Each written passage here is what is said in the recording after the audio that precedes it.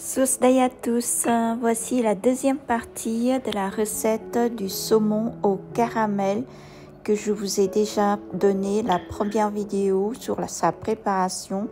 Au fond d'une marmite avec couvert, vous étalez les ananas précédemment coupés de cette façon. Ensuite, vous mettez les tiges de ciboulette, seulement les tiges qui sont vers la racine. Les feuilles, vous la laissez à part. Ensuite, vous étalez également le gingembre tranché au fond de la marmite. Voilà, de cette façon. Pour les tiges, vous pouvez mettre à la fin, c'est comme vous voulez, mais comme c'est des tiges que je n'ai pas tranchées, du coup, j'ai mis au fond aussi, mais je garde les feuilles pour la fin. Et ensuite, vous mettez les morceaux de saumon qu'on a tranchés également. Donc, il ne faut pas couper trop petites non plus les saumons, hein, c'est bien de les avoir en morceaux. Ensuite, vous les arrosez de notre tomate confite. Donc ça, c'est normalement une option que j'ai ajoutée parce qu'il me restait des tomates confites que j'aime beaucoup parce que il y a beaucoup de goût dans les tomates confites, je trouve. C'est des tomates confites avec de l'huile d'olive et c'est seulement après que j'ajoute en dernier les tomates fraîches que j'ai coupées en quartiers de cette façon. Ensuite, j'ai ajouté 2 piments rouges frais pour donner un peu du relevé à la sauce. Commençons notre cuisson de la sauce. Donc, mettez un peu d'huile végétale au fond d'une poêle. Vous faites revenir l'ail haché. Plus il y a de l'ail, mieux c'est. Moi, j'adore l'ail frit.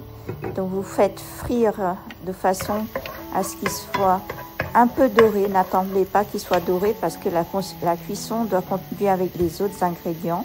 Comme ici, par exemple, le sucre de palme. J'ai mis une belle cuillère à soupe de sucre de palme. Sinon, vous pouvez ajouter du sucre blanc en poudre si vous n'avez pas de sucre de palme. Ensuite, j'ajoute le poivre écrasé. Voilà. Ensuite, un peu de piment rouge d'une marque coréenne pour donner une belle couleur rouge et de la sauce de poisson du Vietnam.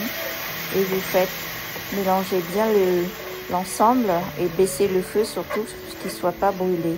La couleur doit être bien dorée comme ça et un peu de sel vers la fin parce que j'ai quand même 800 g de saumon et 3 tomates. Donc il faut que ça soit un petit peu assez salé sucré.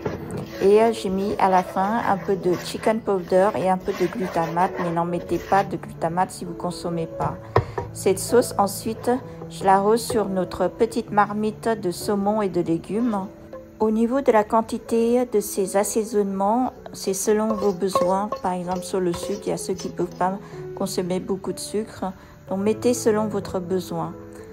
Et ensuite, vous baissez le feu, vous laissez mijoter la marmite avec le couvert fermé. 10 minutes, par exemple. Si vous consommez le lendemain, vous mettez ensuite remettre sur le feu pour la fin de la cuisson.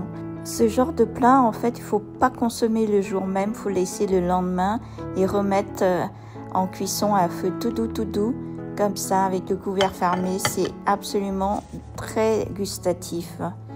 Voilà, vous voyez, j'ai baissé vraiment le feu très bas jusqu'à ce que les tomates en haut soient bien cuites. Vous voyez tous les liquides qui remontent, ça, je n'ai même pas ajouté d'eau, ça vient de la tomate, ça vient des poissons, ça vient aussi de l'ananas. Et c'est un jus qui est absolument délicieux si vous mélangez avec du riz nature tout chaud. Moi, j'adore ça en fait, mélanger cette sauce sur le riz et avec un peu de tomate et un peu de poisson. C'est absolument super bon. Et voilà, mon plat est terminé, c'est hyper simple. Donc, si vous pouvez trouver du saumon pas excessivement cher, on peut en trouver dans certains supermarchés.